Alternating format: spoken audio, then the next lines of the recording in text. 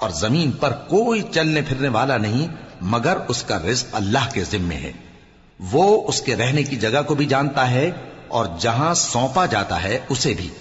یہ سب کچھ کتاب روشن میں لکھا ہوا ہے. اور وہی تو ہے جس نے آسمانوں اور زمین کو 6 دن میں بنایا اور اس وقت اس کا عرش پانی پر تھا. تمہارے پیدا کرنے سے مقصود یہ ہے کہ وہ تم کو آزمائے کہ تم میں عمل کے لحاظ سے کون بہتر ہے. اور اے نبی، اگر تم کہو کہ تم لوگ مرنے کے بعد زندہ کر کے اٹھائے جاؤ گے تو کافر کہہ دیں گے کہ یہ تو کھلا جادو ہوا. اور اگر ایک مدت معین تک ہم ان سے عذاب روک دیں تو کہیں گے کہ کون سی چیز عذاب کو روکے ہوئے ہے. دیکھو، جس روز وہ ان پر واقع ہوگا پھر ٹلنے کا نہیں. اور جس چیز کا یہ مذاق اڑاتے ہیں وہ ان کو گھیر لے گی. اور اگر ہم انسان کو اپنے پاس سے نعمت بخشیں پھر اس سے اس کو چھین لے تو نا امید اور ناشکرا ہو جاتا ہے. اور اگر تکلیف پہنچنے کے بعد آسائش کا مزہ چکھائیں تو خوش ہو کر کہتا ہے کہ سب سختیاں مجھ سے دور ہو گئیں. بے شک وہ ہے ہی خوشی میں مست ہو جانے والا، بڑا فخر جتانے والا. ہاں، جنہوں نے صبر کیا اور عمل نیک کیے یہی ہیں جن کے لیے بخشش اور اجر عظیم ہے. تو شاید تم کچھ چیز وہی میں سے جو تمہارے پاس آتی ہے چھوڑ دو اور اس خیال سے تمہارا دل تنگ ہو کہ کافر یہ کہنے لگیں کہ اس پر کوئی خزانہ کیوں نہیں نازل ہوا یا اس کے ساتھ کوئی فرشتہ کیوں نہیں آیا. اے نبی، تم تو صرف نصیحت کرنے والے ہو اور اللہ ہر چیز کا نگہبان ہے. کیا یہ لوگ کہتے ہیں کہ اس نے قرآن از خود بنا لیا ہے؟ کہہ دو کہ اگر سچے ہو تو تم بھی ایسی 10 صورتیں بنا لاؤ اور اللہ کے سوا جس جس کو بلا سکتے ہو بلا بھی لو. پس اگر وہ تمہاری بات قبول نہ کریں تو جان لو کہ یہ قرآن اللہ کے علم سے اترا ہے اور یہ کہ اس کے سوا کوئی معبود نہیں. تو کیا تم لوگ اسلام لاتے ہو؟ جو لوگ دنیا کی زندگی اور اس کی زیب و زینت کے طالب ہوں ہم ان کے اعمال کا بدلہ انہیں دنیا ہی میں دے دیتے ہیں اور اس میں ان کی حق تلفی نہیں کی جاتی. یہ وہ لوگ ہیں جن کے لیے آخرت میں آتش جہنم کے سوا اور کچھ نہیں. اور جو عمل انہوں نے دنیا میں کیے سب برباد اور جو کچھ یہ کرتے رہے سب ضائع ہوا. بھلا جو لوگ اپنے پروردگار کی طرف سے دلیل روشن رکھتے ہوں اور ان کے ساتھ ایک آسمانی گواہ بھی اس کی جانب سے ہو اور اس سے پہلے موسیٰ کی کتاب ہو جو پیشوا اور رحمت ہے، تو کیا وہ قرآن پر ایمان نہیں لائیں گے؟ یہی لوگ تو اس پر ایمان لاتے ہیں. اور جو کوئی اور فرقوں میں سے اس سے منکر ہو تو اس کا ٹھکانہ آگ ہے. تو تم اس قرآن سے شک میں نہ ہونا، یہ تمہارے پروردگار کی طرف سے حق ہے، لیکن اکثر لوگ ایمان نہیں لاتے. اور اس سے بڑھ کر ظالم کون ہوگا جو اللہ پر جھوٹ باندھے؟ ایسے لوگ اپنے رب کے سامنے پیش کیے جائیں گے اور گواہ کہیں گے کہ یہی لوگ ہیں جنہوں نے اپنے پروردگار پر جھوٹ بولا تھا. سن رکھو کہ ظالموں پر اللہ کی لعنت ہے، جو اللہ کے رستے سے روکتے اور اس میں کجی چاہتی ہیں اور وہ آخرت کا بھی انکار کرتے ہیں. یہ لوگ زمین میں کہیں چھپ کر اللہ کو ہرا نہیں سکتے اور نہ اللہ کے سوا کوئی ان کا حمایتی ہے. اے پیغمبر، ان کو دگنا عذاب دیا جائے گا کیونکہ یہ شدت کفر سے تمہاری بات نہیں سن سکتے تھے اور نہ تم کو دیکھ سکتے تھے. یہی ہیں جنہوں نے اپنے آپ کو خسارے میں ڈالا اور جو کچھ یہ افترا کیا کرتے تھے ان سے جاتا رہا. بلا شبہ یہ لوگ آخرت میں سب سے زیادہ نقصان پانے والے ہیں. جو لوگ ایمان لائے اور عمل نیک کیے اور اپنے پروردگار کے آگے عاجزی کی یہی صاحب جنت ہیں، ہمیشہ اس میں رہیں گے. دونوں فریقوں یعنی کافر و مومن کی مثال ایسی ہے جیسے ایک اندھا بہرا ہو اور ایک دیکھتا سنتا. بھلا دونوں کا حال یکساں ہو سکتا ہے؟ پھر تم سوچتے کیوں نہیں؟ اور ہم نے نوح کو ان کی قوم کی طرف بھیجا تو انہوں نے ان سے کہا کہ میں تم کو کھول کھول کر ڈر سنانے اور یہ پیغام پہنچانے آیا ہوں کہ اللہ کے سوا کسی کی عبادت نہ کرو، مجھے تمہاری نسبت دردناک عذاب کا خوف ہے. تو ان کی قوم کے سردار جو کافر تھے کہنے لگے کہ ہم تم کو اپنے ہی جیسا ایک آدمی دیکھتے ہیں اور یہ بھی دیکھتے ہیں کہ تمہارے پیرو وہی لوگ ہوئے ہیں جو ہم میں ادنا درجے کے ہیں اور وہ بھی سطحی رائے سے، اور ہم تم میں اپنے اوپر کسی طرح کی فضیلت نہیں دیکھتے بلکہ تمہیں جھوٹا خیال کرتے ہیں.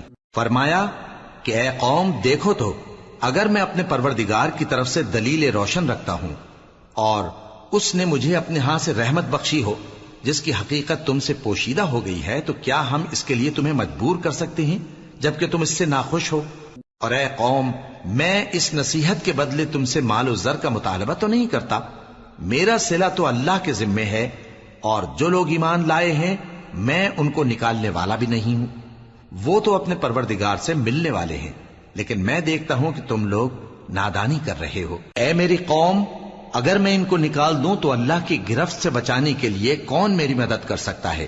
بھلا تم غور کیوں نہیں کرتے؟ اور میں نہ تم سے یہ کہتا ہوں کہ میرے پاس اللہ کے خزانے ہیں، اور نہ یہ کہ میں غیب جانتا ہوں، اور نہ یہ کہتا ہوں کہ میں فرشتہ ہوں، اور نہ ان لوگوں کی نسبت جن کو تم حقارت کی نظر سے دیکھتے ہو یہ کہتا ہوں کہ اللہ ان کو بھلائی یعنی اعمال کی جزا نہیں دے گا۔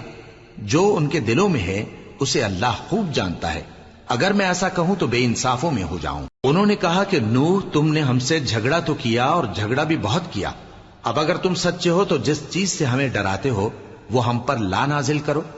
نوح نے کہا کہ اس عذاب کو تو اللہ ہی چاہے گا تو نازل کرے گا، اور تم اللہ کو کسی طرح ہرا نہیں سکتے، اور اگر میں یہ چاہوں کہ تمہاری خیر خواہی کروں اور اللہ یہ چاہے کہ تمہیں گمراہ رہنے دے تو میری خیر خواہی تم کو کچھ فائدہ نہیں دے سکتی، وہی تمہارا پروردگار ہے اور تمہیں اسی کی طرف لوٹ کر جانا ہے۔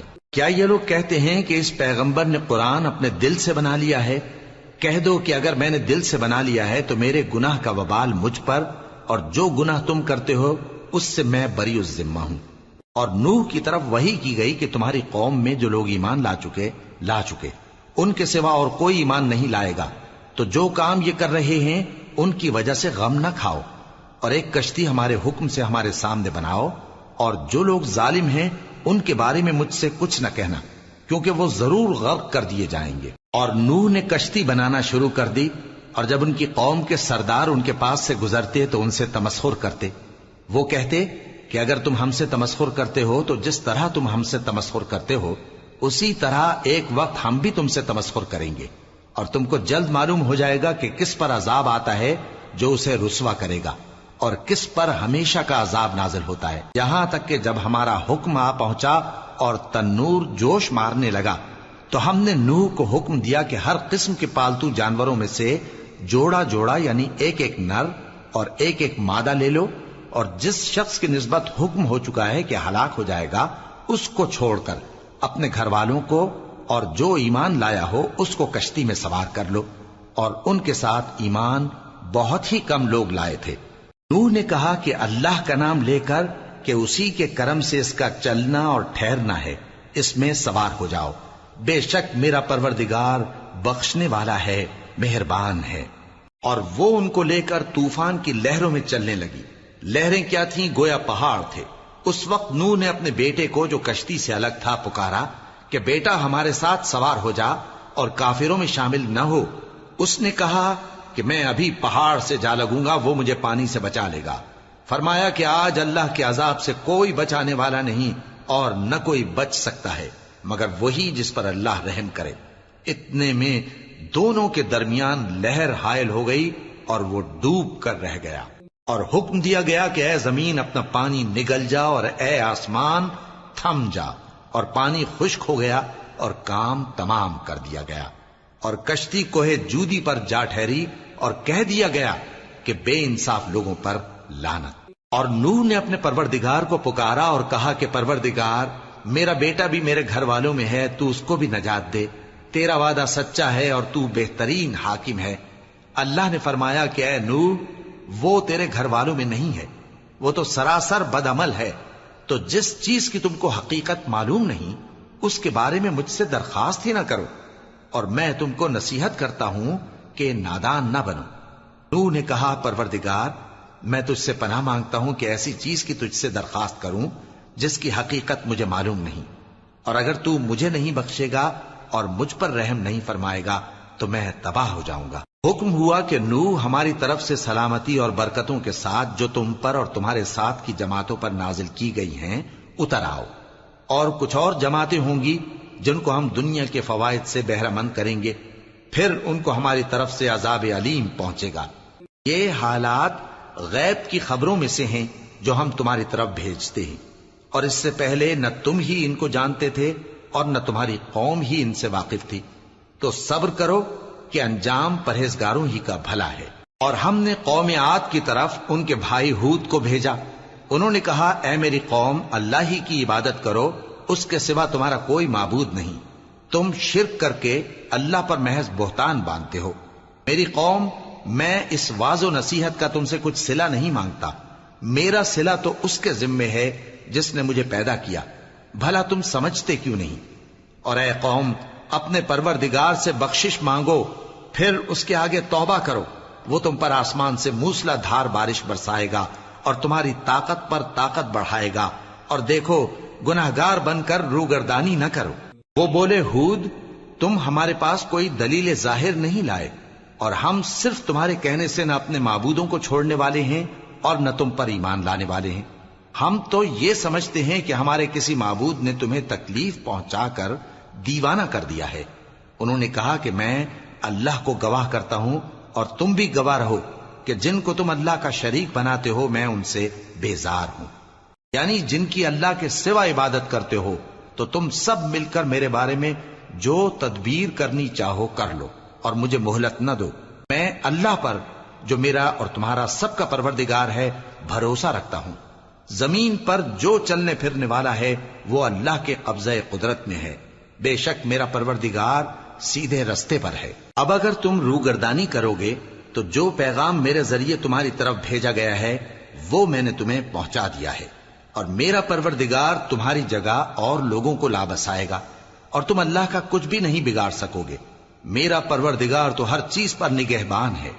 اور جب ہمارا حکم عذاب آ پہنچا تو ہم نے ہود کو اور جو لوگ ان کے ساتھ ایمان لائے تھے ان کو اپنی مہربانی سے بچا لیا اور انہیں عذاب شدید سے نجات دی. یہ وہی قوم عاد ہے جس نے اللہ کی نشانیوں سے انکار کیا اور اس کے پیغمبروں کی نافرمانی کی اور ہر سرکش و متکبر کا کہا مانا.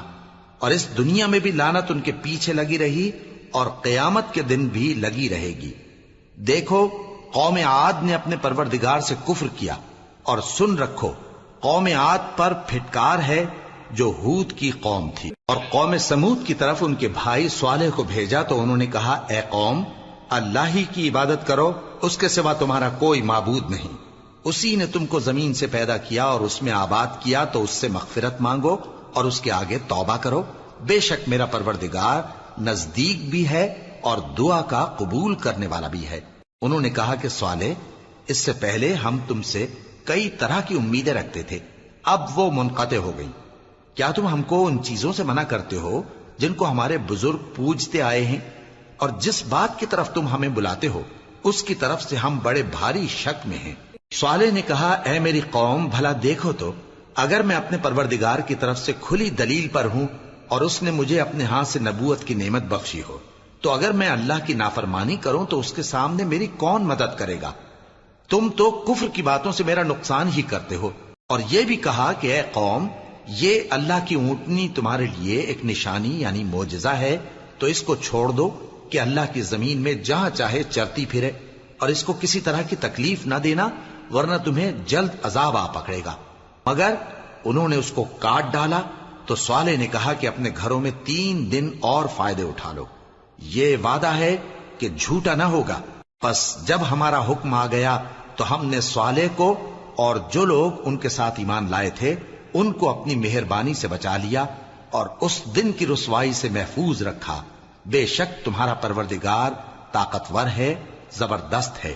اور جن لوگوں نے ظلم کیا تھا ان کو چنگھاڑ کی صورت میں عذاب نے آ پکڑا تو وہ اپنے گھروں میں اوندھے پڑے رہ گئے، گویا کبھی ان میں بسے ہی نہ تھے.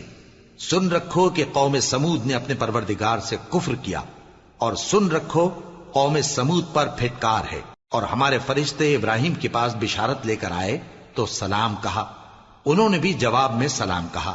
ابھی کچھ وقفہ نہیں ہوا تھا کہ ابراہیم ایک بھنا ہوا بچڑا لے آئے. پھر جب دیکھا کہ ان کے ہاتھ کھانے کی طرف نہیں بڑھتے یعنی وہ کھانا نہیں کھاتے تو ان کو اجنبی سمجھ کر دل میں خوف کیا. فرشتوں نے کہا کہ خوف نہ کیجیے، ہم قوم لوط کی طرف ان کے ہلاک کرنے کو بھیجے گئے ہیں. اور ابراہیم کی بیوی جو پاس کھڑی تھی ہنس پڑی تو ہم نے اس کو اسحاق کی اور اسحاق کے بعد یعقوب کی خوشخبری دی. اس نے کہا اے میرے بچہ ہوگا، میں تو بڑھیا ہوں اور یہ میرے میاں بھی بوڑھے ہیں، یہ تو بڑی عجیب بات ہے. انہوں نے کہا کیا تم اللہ کی قدرت سے تعجب کرتی ہو؟ اے اہل بیت، تم پر اللہ کی رحمت اور اس کی برکتیں ہیں، وہ لائق تعریف ہے، بڑا ہے۔ پھر جب ابراہیم سے خوف جاتا رہا اور ان کو خوشخبری بھی مل گئی تو قوم لوط کے بارے میں لگے ہم سے بحث کرنے۔ بے شک ابراہیم بڑے تحمل والے، نرم دل اور رجوع کرنے والے تھے۔ اے ابراہیم، اس بات کو جانے دو، تمہارے پروردگار کا حکم آ پہنچا ہے اور ان لوگوں پر عذاب آنے والا ہے جو کبھی نہیں ٹلنے کا۔ اور جب ہمارے فرشتے لوط کے پاس آئے تو وہ ان کے آنے سے غمناک اور تنگ دل ہوئے اور کہنے لگے کہ آج کا دن بڑی مشکل کا دن ہے۔ اور لوط کی قوم کے لوگ ان کے پاس بے تحاشا دوڑتے ہوئے آئے اور یہ لوگ پہلے ہی سے انتہائی بےہودہ حرکتیں کیا کرتے تھے۔ لوط نے کہا کہ اے بھائیو، یہ جو میری قوم کی لڑکیاں ہیں یہ تمہارے لیے جائز اور پاک ہیں، تو اللہ سے ڈرو اور میرے مہمانوں کے بارے میں مجھے بے آبرو نہ کرو۔ کیا تم میں کوئی بھی شائستہ آدمی نہیں؟ وہ بولے تم کو معلوم ہے کہ تمہاری ان بیٹیوں کی ہمیں کچھ حاجت نہیں، اور جو ہماری غرض ہے اسے تم خوب جانتے ہو۔ لوط نے کہا اے کاش مجھ میں تمہارے مقابلے کی طاقت ہوتی یا میں کسی مضبوط قلعے میں پناہ لے لیتا۔ فرشتوں نے کہا اے لوط، ہم تمہارے پروردگار کے فرشتے ہیں، یہ لوگ ہرگز تم تک نہیں پہنچ سکیں گے، تو کچھ رات رہے سے اپنے گھر والوں کو لے کر چل دو اور تم میں سے کوئی شخص پیچھے مڑ کر نہ دیکھے مگر تمہاری بیوی کے جو آفت ان پر پڑنے والی ہے وہی اس پر بھی پڑے گی۔ ان کے عذاب کے وعدے کا وقت صبح ہے، اور کیا صبح کچھ دور ہے؟ پھر جب ہمارا حکم آیا ہم نے اس بستی کو الٹ کر نیچے اوپر کر دیا اور ان پر پتھر کی تہ بتہ کنکریاں برسائیں جن پر تمہارے پروردگار کے ہاں سے نشان کیے ہوئے تھے، اور وہ بستی ان ظالموں سے کچھ دور نہیں۔ اور مدین کی طرف ان کے بھائی شعیب کو بھیجا تو انہوں نے کہا کہ اے قوم، اللہ ہی کی عبادت کرو کہ اس کے سوا تمہارا کوئی معبود نہیں، اور ناپ اور تول میں کمی نہ کیا کرو، میں تو تم کو آسودہ حال دیکھتا ہوں، اور اگر تم ایمان نہ لاؤ گے تو مجھے تمہارے بارے میں ایک ایسے دن کے عذاب کا خوف ہے جو تم کو گھیر کر رہے گا۔ اور اے میری قوم، ناپ اور تول انصاف کے ساتھ پوری پوری کیا کرو، اور لوگوں کو ان کی چیزیں کم نہ دیا کرو، اور زمین میں خرابی کرتے نہ پھرو۔ اگر تم کو میرے کہنے کا یقین ہو تو اللہ کا دیا ہوا نفع ہی تمہارے لیے بہتر ہے، اور میں تمہارا نگہبان نہیں ہوں۔ انہوں نے کہا اے شعیب، کیا تمہاری نماز تمہیں یہ سکھاتی ہے کہ جن کو ہمارے باپ دادا پوجتے آئے ہیں ہم ان کو ترک کر دیں، یا اپنے مال میں تصرف کرنا چاہیں تو نہ کریں؟ تم تو بڑے نرم دل اور بڑے سیدھے ہو۔ انہوں نے کہا کہ اے قوم، دیکھو تو اگر میں اپنے پروردگار کی طرف سے دلیل روشن پر ہوں اور اس نے اپنے ہاں سے مجھے نیک روزی دی ہو تو کیا میں اپنا فرض ادا نہ کروں؟ اور میں نہیں چاہتا کہ جس بات سے میں تمہیں منع کروں خود اس کو کرنے لگوں۔ میں تو جہاں تک مجھ سے ہو سکے تمہارے معاملات کی اصلاح چاہتا ہوں، اور اس بارے میں مجھے توفیق کا ملنا اللہ ہی کے فضل سے ہے۔ میں اسی پر بھروسہ رکھتا ہوں اور اسی کی طرف رجوع کرتا ہوں۔ اور اے قوم، میری مخالفت تم سے کوئی ایسا کام نہ کرا دے کہ جیسی مصیبت نوح کی قوم یا ہود کی قوم یا صالح کی قوم پر واقع ہوئی تھی ویسی ہی مصیبت تم پر واقع ہو۔ اور لوط کی قوم کا زمانہ تو تم سے کچھ دور نہیں، اور اپنے پروردگار سے بخشش مانگو اور اس کے آگے توبہ کرو، بے شک میرا پروردگار بڑا مہربان ہے، بہت محبت کرنے والا ہے۔ انہوں نے کہا کہ شعیب، تمہاری بہت سی باتیں ہماری سمجھ میں نہیں آتی، اور ہم دیکھتے ہیں کہ تم ہم میں کمزور بھی ہو، اور اگر تمہارے بھائی بند نہ ہوتے تو ہم تم کو سنسار کر دیتے، اور تم ہم پر کسی طرح بھی غالب نہیں ہو۔ انہوں نے کہا کہ اے قوم، کیا میرے بھائی بندوں کا دباؤ تم پر اللہ سے زیادہ ہے، اور اس کو تم نے پیٹھ پیچھے ڈال رکھا ہے؟ میرا پروردگار تو تمہارے سب اعمال کا احاطہ کیے ہوئے ہے۔ اور اے قوم، تم اپنی جگہ کام کیے جاؤ، میں اپنی جگہ کام کیے جاتا ہوں۔ تم کو ان قریب معلوم ہو جائے گا کہ رسوا کرنے والا عذاب کس پر آتا ہے اور جھوٹا کون ہے، اور تم بھی انتظار کرو، میں بھی تمہارے ساتھ انتظار کرتا ہوں۔ اور جب ہمارا حکم آ پہنچا تو ہم نے شعیب کو اور جو لوگ ان کے ساتھ ایمان لائے تھے ان کو تو اپنی رحمت سے بچا لیا، اور جو ظالم تھے ان کو چنگھاڑ نے آ دبوچا، تو وہ اپنے گھروں میں اوندھے پڑے رہ گئے، گویا ان میں کبھی بسے ہی نہ تھے۔ سن رکھو کہ مدین پر ویسی ہی پھٹکار ہے جیسی سمود پر پھٹکار تھی، اور ہم نے موسیٰ کو اپنی نشانیاں اور دلیل روشن دے کر بھیجا فرعون اور اس کے سرداروں کی طرف، تو وہ فرعون ہی کے حکم پر چلتے رہے، حالانکہ فرعون کا حکم درست نہیں تھا۔ وہ قیامت کے دن اپنی قوم کے آگے آگے چلے گا، پھر ان کو دوزخ میں جا اتارے گا، اور جس مقام پر وہ اتارے جائیں گے وہ برا ہے۔ اور اس جہان میں بھی لعنت ان کے پیچھے لگا دی گئی، اور قیامت کے دن بھی پیچھے لگی رہے گی۔ جو انعام ان کو ملا ہے برا ہے۔ یہ پرانی بستیوں کے تھوڑے سے حالات ہیں جو ہم تم سے بیان کرتے ہیں، ان میں سے بعض تو باقی ہیں اور بعض تہس نہس ہو گئیں۔ اور ہم نے ان لوگوں پر ظلم نہیں کیا بلکہ انہوں نے خود اپنے اوپر ظلم کیا۔ غرض جب تمہارے پروردگار کا حکم آ پہنچا تو جن معبودوں کو وہ اللہ کے سوا پکارا کرتے تھے وہ ان کے کچھ بھی کام نہ آئے، اور بربادی کے سوا انہیں اور کچھ نہ دے سکے۔ اور تمہارا پروردگار جب نافرمان بستیوں کو پکڑا کرتا ہے تو اس کی پکڑ اسی طرح کی ہوتی ہے، بے شک اس کی پکڑ دکھ دینے والی سخت ہے۔ ان قصوں میں اس شخص کے لیے جو عذاب آخرت سے ڈرے عبرت ہے۔ یہ وہ دن ہوگا جس میں سب اکٹھے کیے جائیں گے، اور یہی وہ دن ہوگا جس میں سب اللہ کے روبرو حاضر کیے جائیں گے، اور ہم اس کے لانے میں ایک وقت معین تک تاخیر کر رہے ہیں۔ جس روز وہ آ جائے گا تو کوئی شخص اللہ کے حکم کے بغیر بول بھی نہیں سکے گا۔ پھر ان میں سے کچھ بدبخت ہوں گے اور کچھ نیک بخت۔ تو جو بدبخت ہوں گے وہ دوزخ میں ڈال دیے جائیں گے، اس میں ان کو چلانا اور دھاڑنا ہوگا۔ جب تک آسمان و زمین ہیں وہ اسی میں رہیں گے مگر جتنا تمہارا پروردگار چاہے، بے شک تمہارا پروردگار جو چاہتا ہے کر دیتا ہے۔ اور جو نیک بخت ہوں گے وہ بہشت میں داخل کیے جائیں گے، اور جب تک آسمان اور زمین ہیں ہمیشہ اسی میں رہیں گے مگر جتنا تمہارا پروردگار چاہے۔ یہ اللہ کی بخشش ہے جو کبھی منقطع نہیں ہوگی۔ تو یہ لوگ جو غیر اللہ کی پرستش کرتے ہیں اس سے تم شک میں نہ پڑنا، یہ اسی طرح پرستش کرتے ہیں جس طرح پہلے سے ان کے باپ دادا پرستش کرتے آئے ہیں، اور ہم ان کو ان کا حصہ پورا پورا بغیر کچھ کم کیے دینے والے ہیں۔ اور ہم نے موسیٰ کو کتاب دی تو اس میں اختلاف کیا گیا، اور اگر تمہارے پروردگار کی طرف سے ایک بات پہلے نہ ہو چکی ہوتی تو ان میں فیصلہ کر دیا جاتا، اور وہ تو اس کی طرف سے بڑے بھاری شک میں پڑے ہوئے ہیں۔ اور تمہارا پروردگار ان سب کو قیامت کے دن ان کے اعمال کا پورا پورا بدلہ دے گا، بے شک جو عمل یہ کرتے ہیں وہ اس سے واقف ہے۔ سو اے پیغمبر، جیسا تم کو حکم ہوتا ہے اس پر تم اور جو لوگ تمہارے ساتھ تائب ہوئے ہیں قائم رہو، اور حد سے تجاوز نہ کرنا، وہ تمہارے سب اعمال کو دیکھ رہا ہے۔ اور مسلمانوں، جو لوگ ظالم ہیں ان کی طرف مائل نہ ہونا، نہیں تو تمہیں بھی دوزخ کی آگ آ لپٹے گی، اور اللہ کے سوا تمہارے کوئی دوست نہیں ہوں گے، پھر تمہیں کوئی مدد بھی نہ ملے گی۔ اور دن کے دونوں سروں یعنی صبح اور شام کے اوقات میں اور رات کی چند ساعتوں میں نماز پڑھا کرو، کچھ شک نہیں کہ نیکیاں گناہوں کو دور کر دیتی ہیں۔ یہ ان کے لیے نصیحت ہے جو نصیحت قبول کرنے والے ہیں۔ اور صبر کیے رہو کہ اللہ نیکوکاروں کا اجر ضائع نہیں کرتا۔ تو جو امتیں تم سے پہلے گزر چکی ہیں ان میں ایسے ہوش مند کیوں نہ ہوئے جو ملک میں خرابی کرنے سے روکتے؟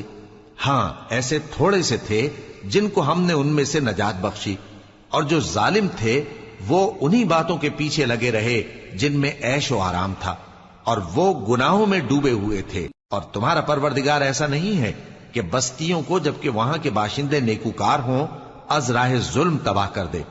اور اگر تمہارا پروردگار چاہتا تو تمام لوگوں کو ایک ہی جماعت کر دیتا، اور وہ برابر اختلاف کرتے رہیں گے، مگر جن پر تمہارا پروردگار رحم فرمائے، اور اسی لیے اس نے ان کو پیدا کیا ہے۔ اور تمہارے پروردگار کا قول پورا ہو گیا کہ میں دوزخ کو جنوں اور انسانوں سب سے بھر دوں گا۔ اور اے نبی اور پیغمبروں کے وہ سب حالات جو ہم تم سے بیان کرتے ہیں ان سے ہم تمہارے دل کو جمائے رکھتے ہیں، اور ان حالات میں تمہارے پاس حق پہنچ گیا، اور یہ مومنوں کے لیے نصیحت اور عبرت ہے۔ اور جو لوگ ایمان نہیں لائے ان سے کہہ دو کہ تم اپنی جگہ عمل کیے جاؤ، ہم اپنی جگہ عمل کیے جاتے ہیں، اور نتیجہ اعمال کا تم بھی انتظار کرو، ہم بھی انتظار کرتے ہیں۔ اور آسمانوں اور زمین کی چھپی چیزوں کا علم اللہ ہی کو ہے، اور تمام معاملات اسی کی طرف رجوع کیے جائیں گے تو اسی کی عبادت کرو اور اسی پر بھروسہ رکھو، اور جو کچھ تم لوگ کر رہے ہو تمہارا پروردگار اس سے بے خبر نہیں۔ شروع اللہ کا نام لے کر جو بڑا مہربان نہایت رحم والا ہے۔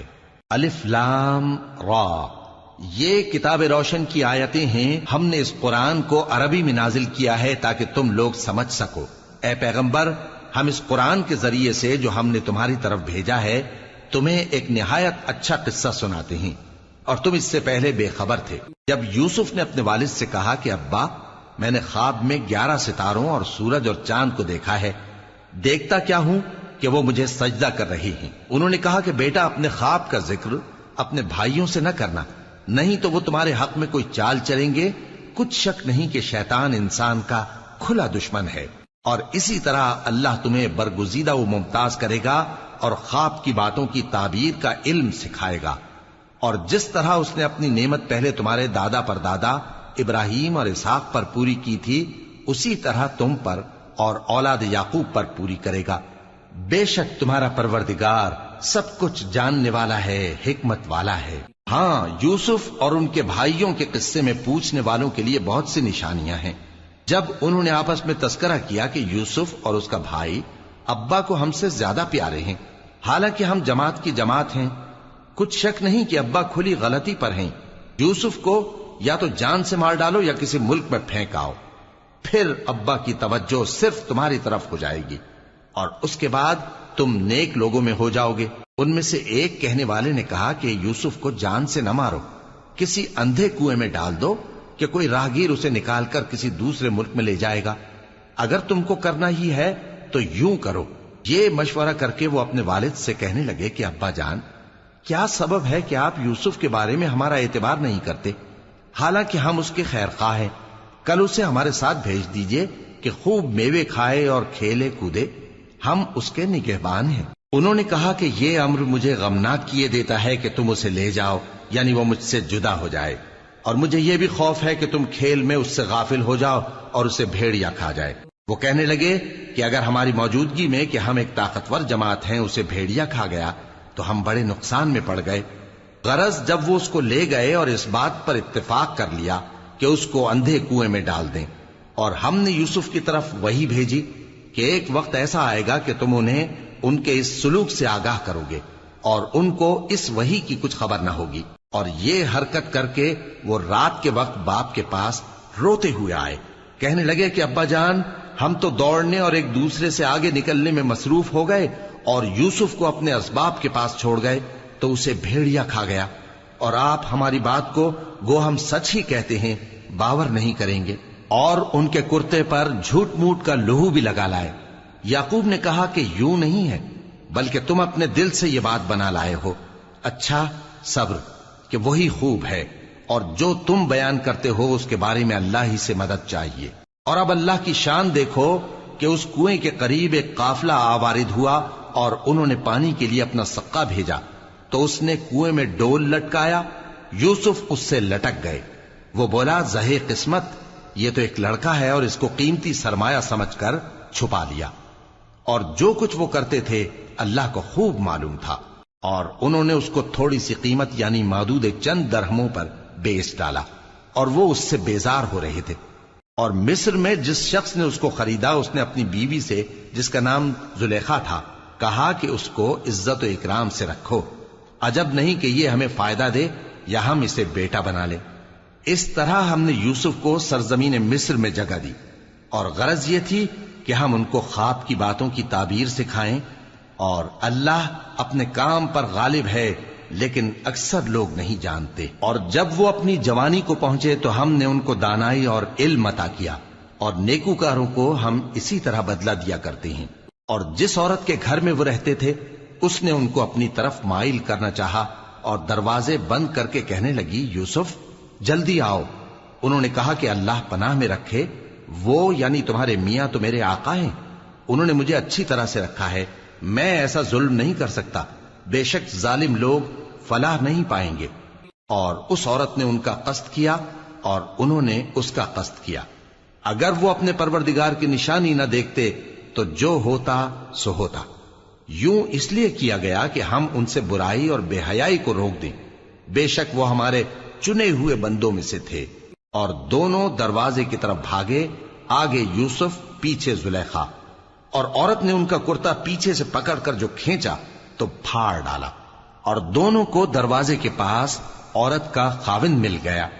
تو عورت بولی کہ جو شخص تمہاری بیوی کے ساتھ برا ارادہ کرے اس کی اس کے سوا کیا سزا ہے کہ یا تو قید کیا جائے یا اسے دکھ کا عذاب دیا جائے. یوسف نے کہا اسی نے مجھ کو اپنی طرف مائل کرنا چاہا تھا. اور اس کے خاندان میں سے ایک گواہ نے گواہی دی کہ اگر اس کا کرتا آگے سے پھٹا ہو تو یہ سچی اور یوسف جھوٹا ہے، اور اگر کرتا پیچھے سے پھٹا ہو تو یہ جھوٹی اور وہ سچا ہے. سو جب اس کا کرتا دیکھا تو پیچھے سے پھٹا تھا.